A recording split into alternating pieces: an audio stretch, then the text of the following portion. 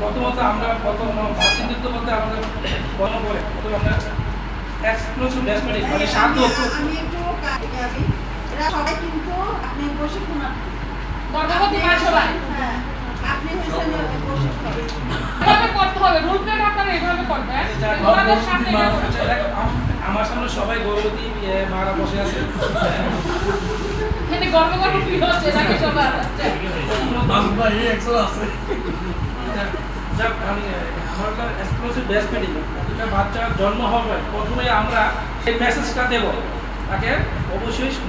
সাহায্যটা খাওয়াতে হবে মানে জন্ম হয় 1 ঘন্টার মধ্যেই আমরা ওই মেসেজটা দেবো মাদেরকে বা শাশুড়িদেরকে 1 ঘন্টার মধ্যে বাচ্চা অবশ্যই শাল দুধটা খাওয়ানো আর এই শাল দুধের উপকারিতা হলো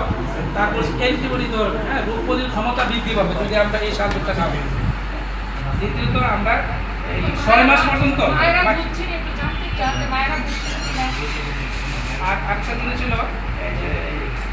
জন্ম 6 মাস পর্যন্ত আমরা অবশ্যই মায়ের দুধ দুধ খাবো তার পাশাপাশি কোনো কিছু আমরা খাওয়াবো এই মেসেজটা আমাদের দিতে হবে 6 মাস পরে আমরা অবশ্যই মায়ের থেকে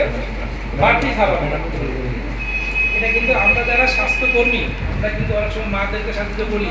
6 মাস পরে কতটুকু পরিমাণে খাবে এখন 1 বছর পরে কতটুকু পরিমাণে খাবে এগুলো আমরা ওইভাবে যারা আমরা কিন্তু যারা আমরা স্বাস্থ্য আমরা কিন্তু গরুদের মাঝে মিটিং করি হেলথ সেশন করি প্রধান করি আমরা আমাদের টিচার নিয়ে আমাদের প্যারামেডিক ব্যাপার আছে মাঠ কমিটি আছে ওনার কিন্তু এই বিষয়গুলো আলোচনা করি এখন যেহেতু আমরা একটা নতুন করে আমরা একটা প্রশিক্ষণ আর কিছু শুধু গরুদের মা নিয়ে আলোচনা হবে না ঘর শাশুড়িকে নিয়ে আসতে হবে শাশুড়ি কিন্তু ওদেরকে বাড়তি খাবার দিতে চায় না বেশি খাবার খাওয়াইলে বাচ্চা বড় হয়ে যাবে সিজার করাইতে হবে হ্যাঁ এই মেসেজগুলো আমাদেরকে দিতে হবে যে যদি বাড়তি খাবার খাওয়ায় বাচ্চা সুস্থ থাকবে বাচ্চার মা সুস্থ থাকবে বাচ্চার মা যদি সুস্থ থাকে অবশ্যই একটা সুস্থ বাচ্চা আমরা এখন সবার প্রতি আমাদের একটা আহ্বান থাকবে আমরা সবাই মাদের প্রতি যত্নবান হব